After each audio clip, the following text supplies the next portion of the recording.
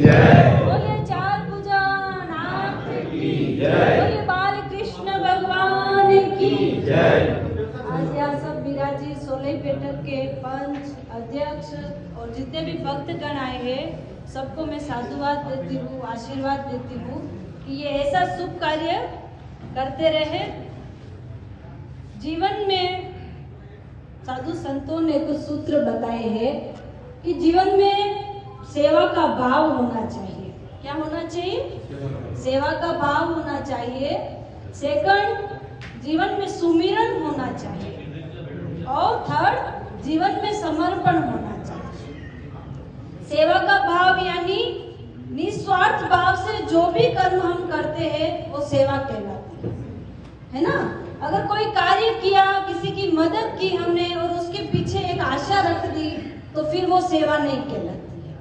निस्वार्थ भाव से जो भी कार्य करेंगे, कुछ भी मदद करेंगे तो वो सेवा कहलाती है। और जीवन में हम किसी की सेवा करेंगे तो हमें वो सेवा रिटर्न जरूर मिलती है। जो जैसा बोएगा उसे वैसा मिलेगा। तो मनुष्य जीवन बार बार नहीं मिलता है। 84 लाख योनि में एक बार मनुष्य जीवन मिलता है। और अगर अच्छे कर्म किए तो फिर अगले जन्म में संभावना है कि हमें दोबारा वापस मनुष्य जीवन मिल सकता है। तो सेवा हमें हनुमत बाबा जैसी करनी है, यानी सेवा तो करो लेकिन उसका अहंकार नहीं होना चाहिए। सेवा करते ही मन में अहंकार आ जाए तो फिर उस सेवा का कोई फल नहीं मिलता है।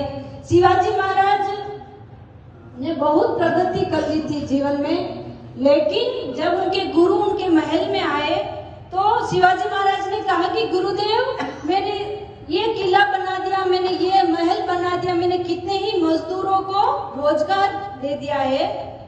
उनके मन में थोड़ा सा अहंकार पनप गया था। तो गुरुदेव ने कहा, अच्छा क्या क्या कार्य किया जरा बताना। कुछ किलों का, कुछ महल का जीर्णोद्धार हो रहा था। तो शिवाजी महाराज गुरुजी को वहां पर लेके गए और कहा, गुरुदेव देखो कितने लोग आज मेरी वजह से पेट भर गए। मैंने इनको इतना मजदूरी पे रखा है और मैं इनका पालन पोषण करता हूँ।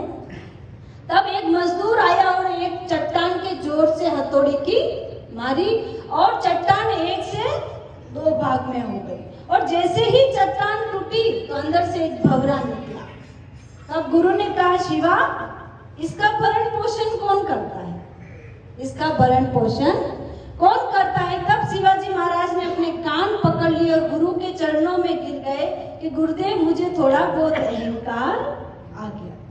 कोई किसी को नहीं खिलाता है, सब अपने भाग्य का खाते हैं। अगर हमारे घर पर कोई अतिथि आए ना तो ऐसा अहंकार नहीं करना चाहिए कि हम इनको खिला रहे हैं या फिर हमारे व्यवहार के कारण ये आए हैं। नहीं, अगर कोई अतिथि हमारे घर पर आ जाए और भोजन कर ले और उसका जूठा घर पर गिर जाए तो ये हमारा भाग्य है। इसलिए जीवन में अहंकार से दूर रहकर फिर सेवा करनी चाहिए।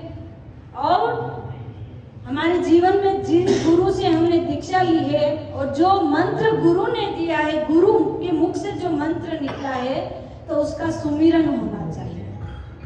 चलते फिरते परमात्मा का सुमिरन होना चाहिए। ये हमारा बैंक बैलेंस है, बाकी तो यहाँ का बैंक बैलेंस यही रह जाएगा और परमात्मा का नाम ही हमारे साथ में जाएगा। इसलिए खूब परमात्मा जो इष्ट अच्छा लगे उनका हमें सुमिरन करना चाहिए। और तीसरा, समर्पण का भाव होना चाहिए। अपने माता पिता के प्रति, अपने गुरु के प्रति, अपने परिवार के प्रति और अपने समाज के प्रति एक समर्पण का भाव होना चाहिए। कुछ न कुछ तो जीवन में त्याग होना चाहिए। आप सबने बहुत अच्छी अच्छी बातें बोली है और मैं थोड़ा सा आने में लेट हो गई।